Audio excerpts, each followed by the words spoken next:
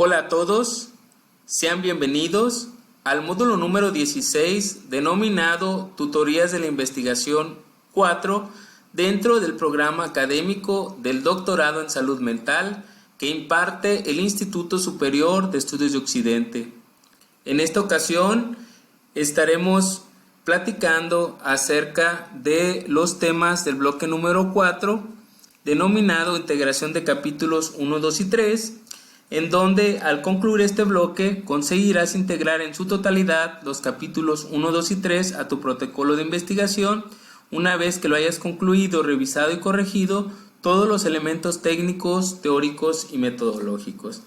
Para ello, pues, estamos nosotros considerando poder retomar 5 temas. El primer tema que estaremos considerando es la revisión y corrección, coherencia y cohesión entre párrafos de un mismo capítulo.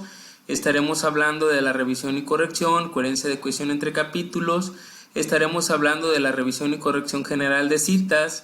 También estaremos revisando el cuarto tema, que es la revisión e inclusión de referencias faltantes en referencias finales.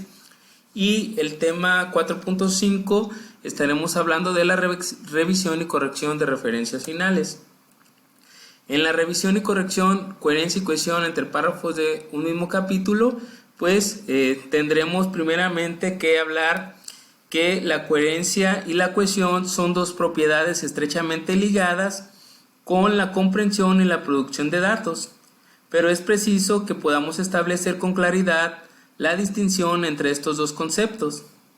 Para hacerlo, pues va a ser necesario que sepamos diferenciar también entre la forma de expresión, contenido, entre estructura superficial y estructura profunda. También es importante que podamos poder diferenciar entre oración y preposición.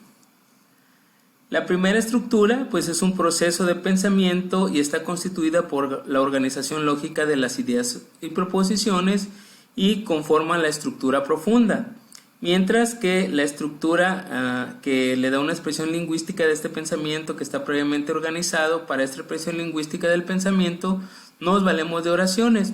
Esta segunda estructura la conforma entonces la estructura superficial. Y aquí es importante poder establecer las diferencias entre coherencia y cohesión. Las relaciones textuales de coherencia son de naturaleza semántica y nos remiten al significado global del texto, mientras que las relaciones textuales de cohesión son de naturaleza sintética y léxico-semántica. Se establecen entre palabras y oraciones de un texto para dotarlo de unidad. Un texto altamente cohesivo siempre será más comprensible que otro que no lo sea tanto. Es por ello que la coherencia, vamos a hablar que tiene un plano del contenido, es de una estructura profunda, tiene componentes semánticos y preposiciones, y la cohesión habla plano de la forma de expresión, tiene una estructura superficial y tiene un componente sintáctico y léxico semántico, y generalmente lo manejamos con frases. Lo que es coherencia y cohesión, en definitiva, los procedimientos de cohesión y la coherencia textual son únicamente dos elementos de los muchos que hay que analizar en un texto, y esto es lo realmente importante. No actúan aislados de todos los demás factores a través de los cuales es posible establecer la identidad y la individualidad de un texto e incluso su relación con otros textos. La revisión y corrección de coherencia y cohesión entre capítulos es el tema número 2 que vamos a estar tomando, y aquí pues vamos a estar definiendo con más precisión qué es cohesión y qué es coherencia. Si hablamos de la cohesión, pues se refiere al modo como los componentes de la estructura superficial de un texto están íntimamente conectados con la secuencia. Muchos lingüistas ven la cohesión como un aspecto de la coherencia y sostienen que la cohesión se refiere a los medios lingüísticos a través de los cuales la coherencia se despliega en la estructura superficial, en tanto que la coherencia es la vinculación de los significados en la estructura profunda del texto. Pero en lo que todos los autores sí tienden a estar de acuerdo es que en la cohesión y la coherencia están estrechamente ligadas e interactúan. En este caso, nuestra Nuestra definición nos quiere decir que la cohesión es una propiedad de carácter sintáctico y que descansa sobre relaciones gramaticales o léxico-semánticas y tienen que ver con la manera como las palabras, las oraciones y sus partes se combinan para asegurar un desarrollo proporcional y poder conformar así una unidad conceptual, un texto escrito. La cohesión hace referencia tanto a la organización estructural de información como a los mecanismos existentes para jerarquizarla. Los principales mecanismos de cohesión, pues, si estamos hablando de la sustitución de un elemento léxico por otro o por una expresión, pues va a ser un mecanismo que nos indica que se ha establecido dentro del texto una relación semántica entre el término sustituido y el sustituto, y así se busca evitar la repetición de un mismo elemento. La sustitución está en una relación de tipo anafórico y puede realizarse de dos maneras: sustitución sinómica o sustitución por medio de preformas. Mientras que la elipsis, esta forma de cohesión, consiste en suprimir la información que está sobreentendida y que por lo tanto el lector puede interferir sin ningún inconveniente. Podemos decir que la elipsis es una manera de sustituir un referente por un elemento y sirve como un mecanismo de economía y de estilo. Los conectivos, también llamados conectores, tienen relaciones conjuntivas o expresiones de transición y sirven para establecer relaciones lógicas entre las oraciones de un texto. Expresan determinados sentidos y presuponen la existencia de otros elementos. Se suelen definir como un conjunto de indicadores de texto que le permiten al lector anticiparse al sentido en que el escritor manejará la siguiente idea. Los conectivos textuales pueden ser adverbios, locuciones adverbiales, conjunciones, preposiciones y frases conjuntivas, preposicionales o nominales. La repetición o recurrencia en todo texto escrito debe existir un equilibrio entre la información nueva y la información conocida, entre los procesos de expansión y de reducción e integración de la información. Y finalmente, algo que es muy importante son los signos de puntuación, ya que los signos de puntuación le proporcionan al lector pautas fundamentales para generar sentido a partir de un texto escrito. Sus funciones son diversas. Nos ayudan a estructurar el texto, a delimitar frases, a eliminar ambigüedades, resaltar ideas e indican la relación de subordinación entre ellas y regulan el ritmo de la composición. Sin lugar a dudas, podemos establecer una estrecha relación entre la puntuación, unidad textual, propósito comunicativo y estilo personal del escritor. Mientras que la coherencia, pues la coherencia es una característica esencial de ese plan global, de esa organización secuencial y está estructurada a través de los contenidos. Es la propiedad mediante la cual la interpretación semántica de cada enunciado depende de la interpretación de los que le anteceden y le siguen en la cadena textual y también de la adecuación lógica entre el texto y sus circunstancias contextuales. Por eso un texto es coherente si en él encontramos un desarrollo proposicional, lógico, es decir, si sus proposiciones mantienen una estrecha relación lógico-semántica. Mientras la cohesión obedece a criterios formales, la coherencia obedece a criterios relacionados con la intención comunicativa. Cuando hablamos de coherencia, nos estamos refiriendo además a los mecanismos que permiten concebir un texto como el resultado de un equilibrio entre la progresión y la redundancia informativa. Y para ello pues vamos a iniciar a poder nosotros revisar y corregir lo que son las citas de manera general y principalmente tenemos que establecer por qué nosotros tenemos que citar dentro de un proyecto de investigación. Aquí es importante que cuando nosotros tenemos en cuenta otros autores de otros proyectos de investigación, pues al momento de presentar una idea, pues tenemos que darles ese crédito de lo que ya fue escrito o de lo que ya fue investigado.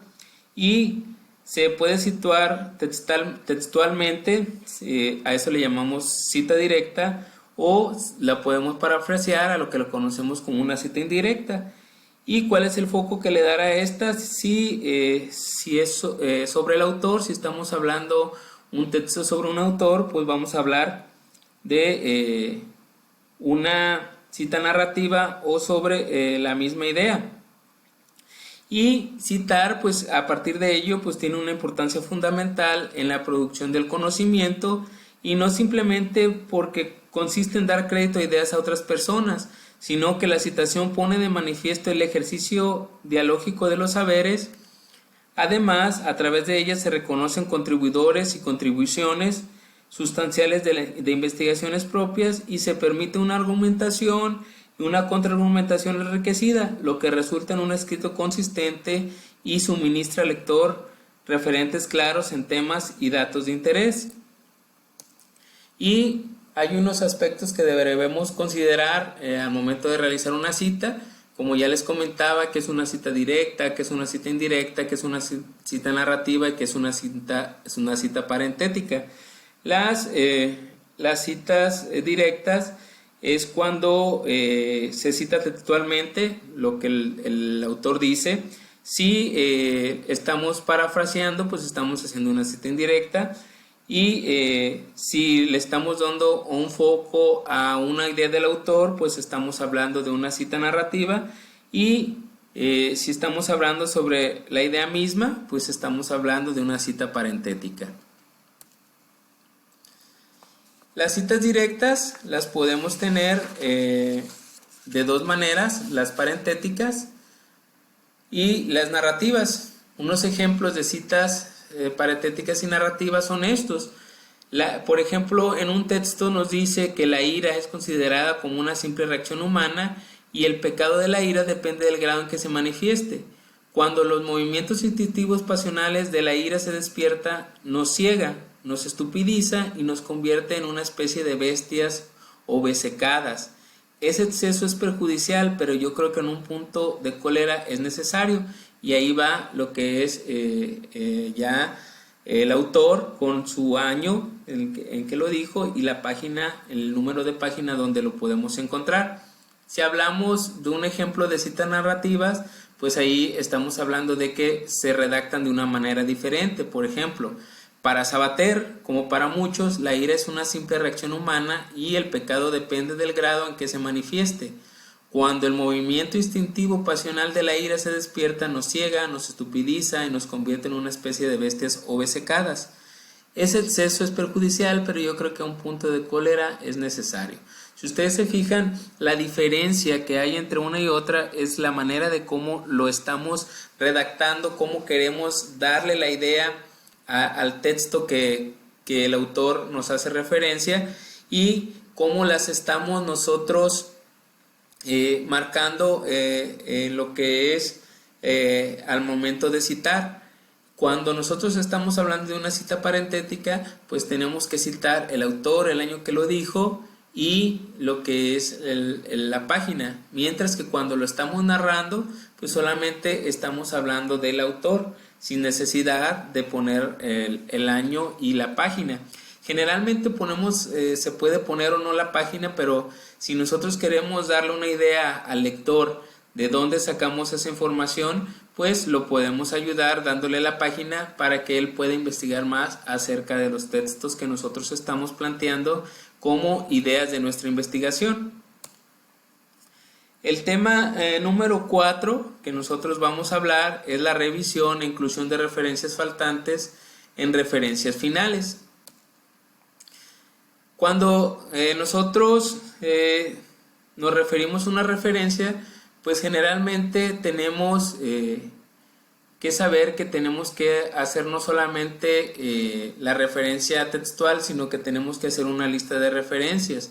Y esa lista de referencia generalmente la vamos a poner al final del documento y esta nos brinda la información necesaria para poder identificar y consultar cada trabajo citado en el texto. Aquí es importante que solamente nosotros en esa lista de referencia pues pongamos solo los textos que nosotros estamos citando y los que nos han servido para realizar nuestra investigación. Entonces, en sí, pues la referencia va a ser de dónde nosotros pudimos obtener una información o un autor que ya habló acerca del problema que nosotros estamos tratando y nosotros lo estamos citando a ese autor, a ese trabajo en nuestro texto.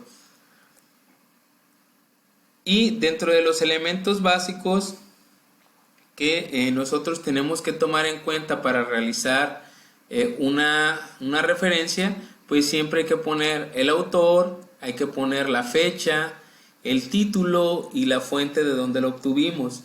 El autor siempre debe de comenzar con el apellido y un nombre. En algunos casos se pueden utilizar hasta el segundo apellido o los dos nombres, pero lo más correcto que nos marca la APA, pues generalmente es nada más el apellido del autor y el primer nombre con la fecha, el título del trabajo, donde nosotros podamos identificar a qué tipo de referencia nos estamos,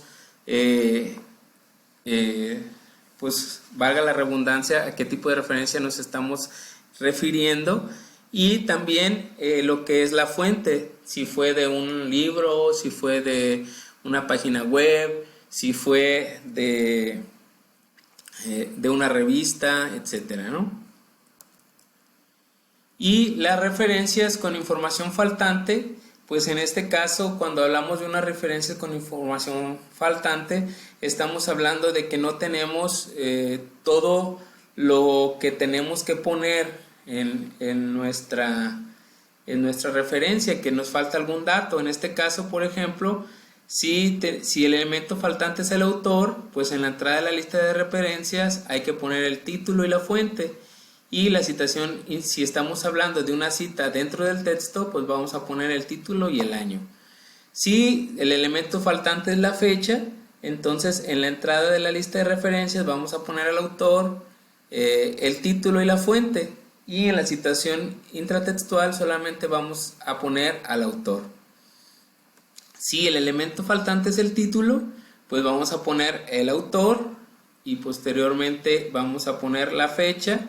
Hay que describir de qué trata la obra y la fuente de donde la obtuvimos, mientras que en la cita dentro del texto solamente vamos a poner el autor y el año. Si lo que nos falta es el autor y la fecha, pues vamos a poner en la entrada de referencias el título y la fuente de donde la obtuvimos, y hay que ponerle entre paréntesis S.F, que significa sin fecha. Y en la situación dentro del texto, pues vamos a poner, puede ser entre paréntesis el título, comillas, sin fuente, o el título y entre comillas sin fuente. Si el elemento faltante es el autor y el título, pues vamos a describir la obra y vamos a ponerle la fecha y la fuente. Y ya en la cita dentro del texto hay que describir la obra y el año. Puede ser entre comillas o puede poner separado. Entre comillas va a ir entre corchetes la descripción de la obra y es el año. Y puede ser separado entre corchetes la descripción de la obra y entre paréntesis el año. También, si el elemento faltante es la fecha y el título, pues en este caso vamos a poner el autor, vamos a poner sin fecha, entre paréntesis, entrecomillado, la descripción de la obra y aparte la fuente. Eso es para la entrada en la lista de referencias. Ya en la cinta textual le vamos a poner, puede ser entre paréntesis, autor y sin fuentes, y entre paréntesis autor y sin fuentes, nada más entre paréntesis. El autor, fecha y título, aquí en lo que es el autor, la fecha y el título, ya la verdad cuando nuestro elemento faltante son estos, pues realmente pues tendríamos que verificar nuestra fuente bibliográfica porque a lo mejor no es tan confiable. Pero aquí entre corchetes vamos a poner la descripción de la obra, entre paréntesis sin fecha y abajo la fuente. Y ya en lo que es la citación dentro del texto puede ser la descripción de la obra entre paréntesis y sin paréntesis sin fuente, o puede ser diferida lo que es la descripción de la obra entre corchetes y sin fuente entre paréntesis. y la fuente, cuando nos falta la fuente, pues no se incluye en la lista de referencia y se cita como una comunicación personal. ¿Y cómo vamos a citarlo dentro del texto? Le vamos a poner entre paréntesis CC, comunicador, el nombre del comunicador, la comunicación personal, el día y el mes, el año. O puede ser fuera de las paréntesis, poner el comunicador, la comunicación personal, el día y el mes y el año. Y por último, el tema de revisión y corrección de referencias finales, pues vamos a hablar de referencias finales, la cantidad de fuentes que se cita en su trabajo, depende del propósito del trabajo, y para la mayoría de los trabajos cite una o dos de las fuentes más representativas para cada punto clave. Sin embargo, los documentos de revisión de literatura generalmente incluyen una lista más exhaustiva de referencias. El formato de la lista de referencias, pues las siguientes pautas nos van a ayudar a dar un formato adecuado a nuestras listas de referencias en el estilo que nos marca APA. Siempre hay que comenzar la lista de referencias en una página nueva después del texto. Hay que colocar la etiqueta de la sección referencias en negritas en la parte superior de la página que esté centrada y ordenar las entradas de la lista de referencia alfabéticamente por autor. Siempre hay que poner doble espacio toda la lista de referencias, tanto de las entradas como entre ellas, y hay que aplicar una sangría colgante de 0.5 pulgadas, que es alrededor de 1.27 centímetros a cada entrada de la lista de referencias, lo que significa que la primera línea de la referencia está a ras a la izquierda y las líneas siguientes están con una sangría a 0.5 pulgadas del margen izquierdo. Y generalmente hay que utilizar la función de formato de párrafo en su programa de procesamiento de textos para aplicar la sangría colgante. Y el orden de trabajo en las listas de referencias, pues siempre hay que ordenar las entradas en orden alfabético por el apellido del primer autor, seguido de las iniciales del nombre del autor o autores. En el estilo APA, para la clasificación alfabética de nombres, nada precede a algo. Entonces, aunque la U precede a la V en el alfabeto, pues entonces nosotros vamos a acomodar, pues primero lo que nosotros consideremos que va a ir más enfocado a la investigación que nosotros estamos realizando o a la importancia del texto que estamos citando. Por ejemplo, si tenemos un autor que se apellida Love y tiene B y H, pues este Love va a preceder a otro Love que tiene su nombre con E o con F, aunque la U procede a la V en el alfabeto. Y al alfabetizar los nombres no hay que tener en cuenta los espacios o los signos de puntuación, por ejemplo apóstrofes o gliones en los apellidos de las palabras. También hay que ignorar cualquier cosa entre paréntesis, por ejemplo roles como ediciones o en corchetes, por ejemplo el nombre del usuario. Siempre hay que alfabetizar las entradas de los autores que tienen el mismo nombre y apellido con sufijos que indiquen el orden de nacimiento. Cronológicamente el más antiguo siempre va a ir primero. Con esto, chicos, terminamos de revisar los temas del bloque número 4 del módulo número 16. Les recomiendo que puedan complementar esta información con la bibliografía que nos ofrece el Instituto Superior de Estudios de Occidente en su plataforma. Y por esta ocasión ha sido todo. Espero encontrármelos pronto dentro de la plataforma.